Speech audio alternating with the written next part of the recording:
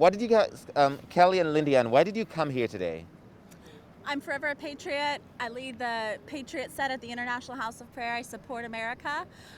So I will still support our great country that millions of people died for our freedoms. So I'm here to stand for our country and for the principles of life, even though my candidate did not win. And Lindy-Ann, what's your motivation for being here today? I'm a South African, and I was actually brought here by a dream from God. I saw myself in the White House with President Trump, the Spirit of God coming over him, and God using him to bring revival to America.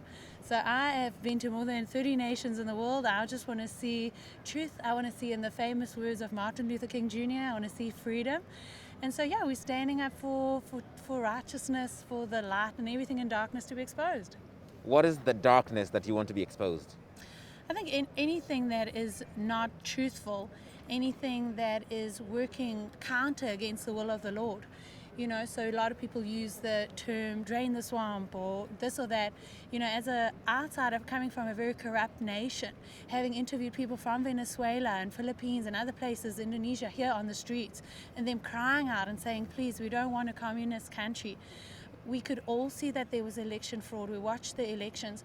So whoever, whatever, I'm not a Democrat or Republican, but we want to see truth. We want to see the light shine. We want to see...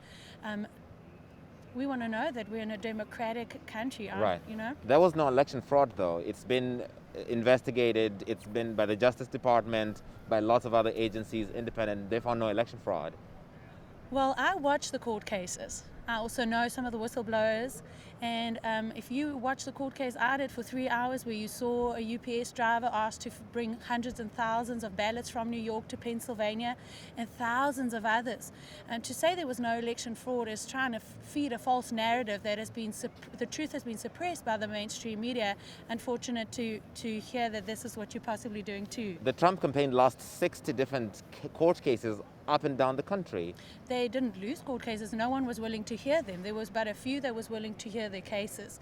And there was election fraud. But if you're going to have people that have been bought over, then obviously they're going to side with whatever narrative they've been paid to side with. All right. So, what did you like about President Trump? Oh gosh, I didn't start liking President Trump, but when I pulled back the layers and he did what he said, he stood for American freedom, he supported small businesses, he gave up his billionaire lifestyle to serve the everyday human. He even gave up his salary as president, unheard of any other president, and gave it away to charity. He stands for pro-life, freedom of speech, and capitalism. We don't want to see socialism, and so he doesn't want to see the collapse of our borders and just a socialistic society come in where free speech is no longer allowed. And so everything, the good fight that President Trump was fighting on a national and a global scale was unheard of and unreported, because these leftist billionaires who own these media groups he's the one chess piece in front of the one world government. And so I will forever support President Trump, his policies and his life. Do you want him to run again in 2024? That's definitely my hope and my goal, and he might get in a little bit sooner than that as well. What do you mean by that?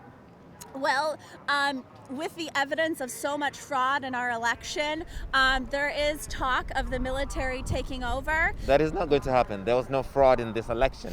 Yeah. There was no fraud to the extent that it can change the outcome. Yes. Joe Biden just got sworn in as the next president of the U.S. Well, that's definitely a narrative that many want you to believe. Yes. That is not a narrative. It is a fact. It just happened back behind us here. Yeah, But there has been election fraud. There has been international outside foreign interference, which is illegal. And that has been proven again and again. Depending on which news channel you watch is going to What news channels do you watch? Because all the mainstream channels, we are the BBC and around America, we have not reported that. You have not reported it. Yes, correct. But it is happening. And if you watch the court cases, if you watch what's going on, if you look at the evidence, and then you can see that there has definitely been huge scale voter fraud. I mean, I know every country has smaller scales, but a huge scale that we believe flipped the election. And So do you still think that there's a possibility that President Trump might come back in power? I do. How? I believe in revival. When something is dead, it can still be raised up. And she just mentioned how that can happen. The military is still, I believe there's still a possibility that military is going to step in, that there's going to be justice for the fraud and the crimes that have taken place. All right.